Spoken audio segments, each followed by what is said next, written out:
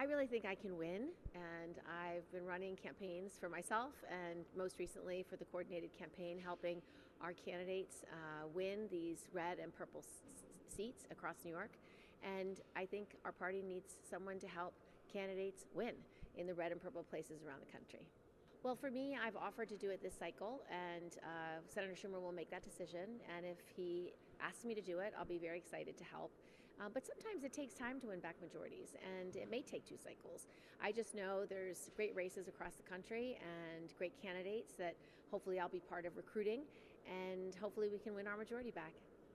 Well, I was hoping the former governor would run, but I don't know. I haven't talked to him yet, but he's pretty impressive. Well, I can tell you in the Hudson Valley races, the races on Long Island, the races in Syracuse area, people really wanted to talk about the cost of things. They wanted to talk about their grocery bills going up, the fact that it's really hard to find an affordable house, whether you're trying to rent an apartment or rent a house or buy a house. Mortgage rates were out of reach for most people, and rental rates can continue to rise. So basic things like food and housing were really more salient, more important to people that I talked to around my state. The second issue that really worried people was their public safety. They wanted to know that they were safe in their communities and in their schools. They wanted to make sure their kids were safe.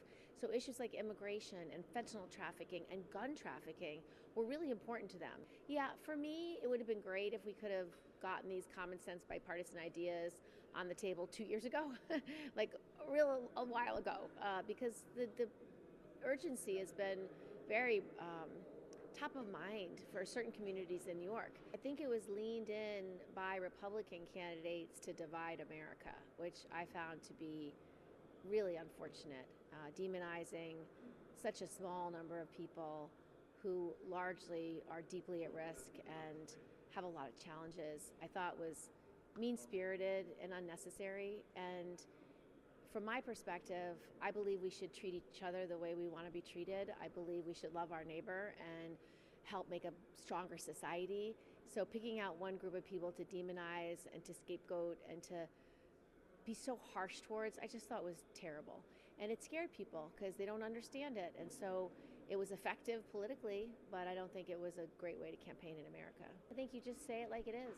I mean, just be truthful about it. And you know, on a lot of those issues, a lot of our state governments already take care of it. They deal with issues like student athletics. They have rules. The local organizations that monitor those sports also have their own rules.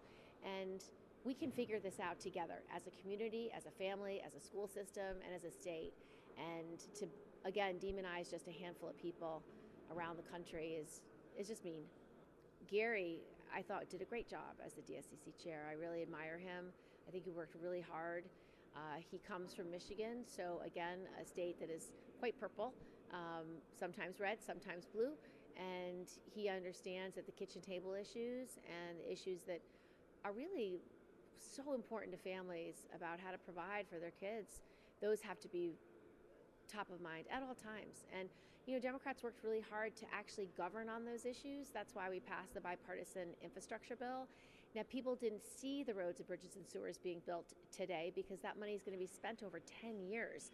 It's going to look great in the next 3 years, in the next 4 years, in the next 7 years, and people are going to see those jobs being created. The same thing's true with investing in U.S.-based manufacturing.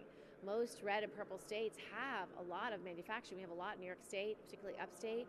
We are great at advanced manufacturing. We're great at outcompeting China.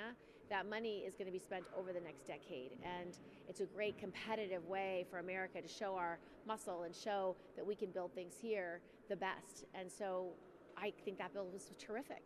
But again, the money doesn't get spent. Today, it's over the next 10 years. So a lot of voters didn't know that we were working on a bipartisan common sense basis to help their job, to earn more money, to create more economic growth in their community. We passed my big bipartisan gun trafficking bill. We've already confiscated over 3,000 weapons. We are prosecuting 450 traffickers. Over 100 have been convicted. That's real work we've done over the last year on public safety, but you know, people just didn't necessarily understand that. But we ran our campaigns on those issues in New York, which is why we did so well. We had 7 battleground races, and we won 5 out of 7. 2 incumbents, including the special election with Tom Suozzi on Long Island, and then 3 flipped. So 5 out of 7 is pretty darn good in red and purple places. And that's what I want to help other candidates with across the country, to be in their community not 2 months before the election, but 2 years before the election, talking to voters about what they care most about. So it sounds a lot like 2026 kind of starts today. Is that how you feel? It really starts today, yeah.